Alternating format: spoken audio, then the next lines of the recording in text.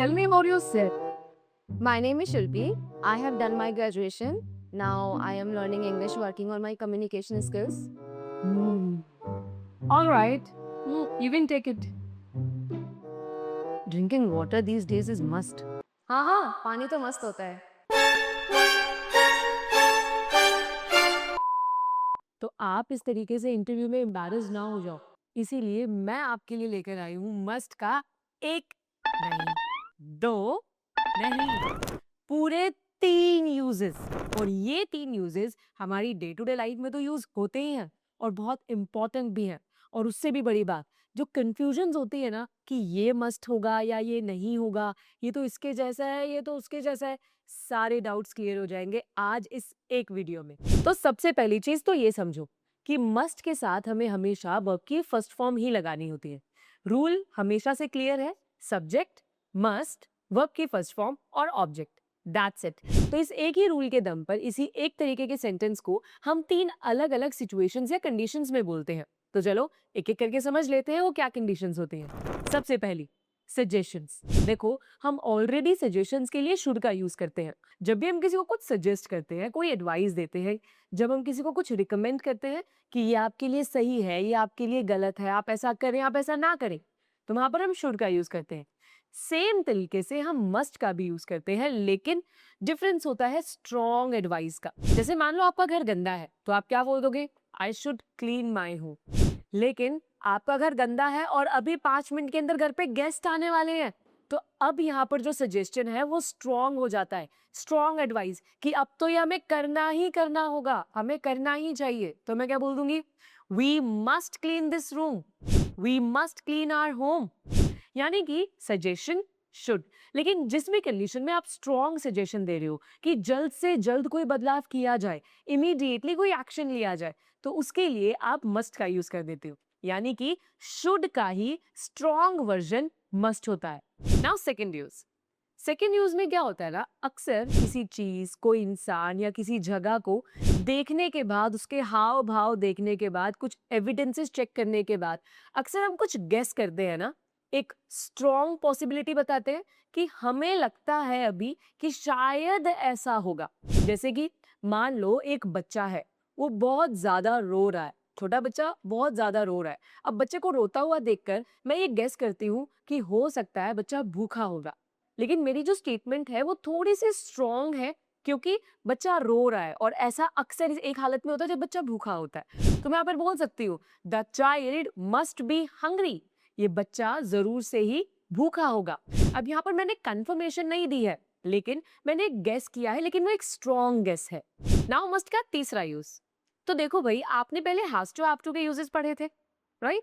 Has to have to का use हम करते हैं जब हम अपनी कोई जनरल ऑब्लिगेशन बताते हैं कि कोई काम जो हमारे लिए करना बहुत जरूरी है, तो वहां पर हम सिंपली हैज टू और हैव टू का यूज कर देते हैं। सेम सेंस में हम मस्ट का भी यूज करते हैं। यानी कि जब हम अपनी कोई सेल्फ ऑब्लिगेशंस बताते हैं, कोई ऐसा काम बताते हैं जो हमारे लिए करना बहुत इंपॉर्टेंट है, बहुत जरूरी है, तो वहां पर हम हैज टू हैव टू के जैसे ही मस्ट का यूज भी कर सकते हैं। लेकिन इन दोनों में बहुत स्लाइट सा एक डिफरेंस होता है।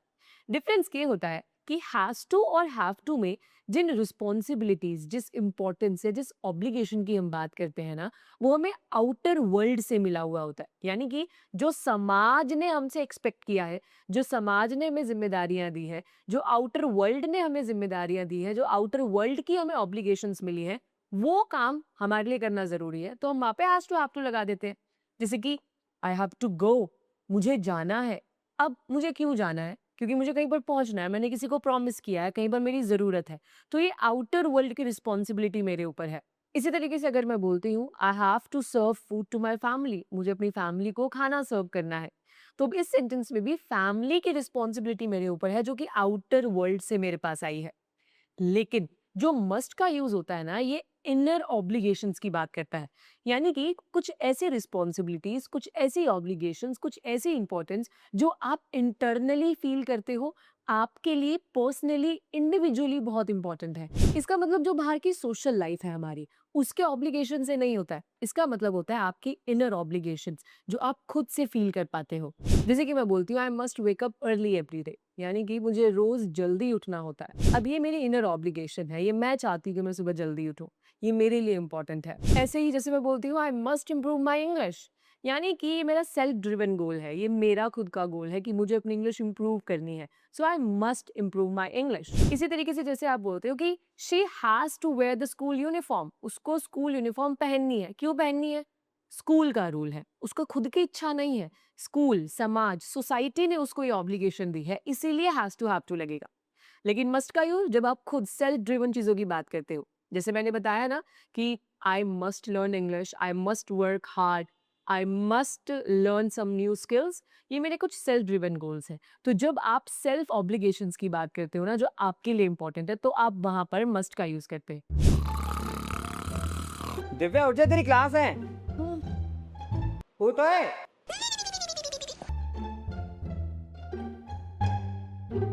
शिट, 5 बजे मेरी क्लास है, 5 बजे मेरा होमवर्क भी नहीं हुआ है। मुझे ना 5 मिनट के अंदर अपना होमवर्क कंप्लीट कर लेना चाहिए। अब I must complete my homework in 5 minutes. कितनी धूप है बाहर, मुझे तो चक्कर आ रहे हैं। धूप तो बहुत है बाहर। You must drink some water, come. आपको तो बहुत ज्यादा न्यूट्रिएंट डेफिशिएंसी है। You must take proper medicine and proper rest. तो ध्यान रहे, मस्ट के 3 यूजेस। पहला, शुड का स्ट्रॉन्ग सजेशन देने के लिए। दूसरा, मे माइट की भी स्ट्रॉन्ग पॉसिबिलिटी बताने के लिए। और तीसरा, हैव टू की तरह ही यूज करने के लिए, लेकिन सेल्फ ड्रिवन गोल्स को बताने के लिए। So easy. अभी आपकी बारी है नीचे कमेंट बॉक्स पे ज्यादा से ज्यादा सेंटेंसेस फ्रेम करने की। अपने खुद के सेल्फ ड्रिवन गोल्स कुछ बताओ मस्ट का यूज करके।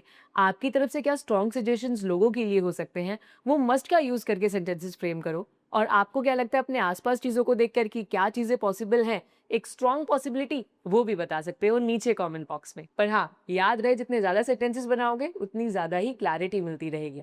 तो अभी नेक्स्ट वीडियो में मिलेंगे, जहां पर हम पढ़ने वाले हैं अगला मॉडल, जो कि होने वाला है वुड। वुड बहुत कंफ्यूजिंग लगता है लोगों को, बट ट्रस्ट मी बहुत आसान है।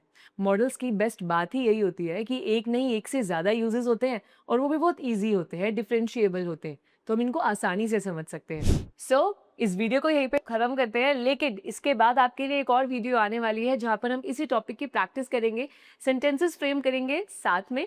तो हमारे साथ जुड़े रहें इसी तरीके से। तो अगर वीडियो पसंद आई है तो उसको लाइक जरूर करना, और कमेंट बॉक्स में सेंटेंसेस बनाना बिल्कुल भी मत भूलना। मिलेंगे शाम वाली वीडियो में और फिर कल वाली वीडियो में, जहां पर हम पढ़ने वाले हैं बुट को।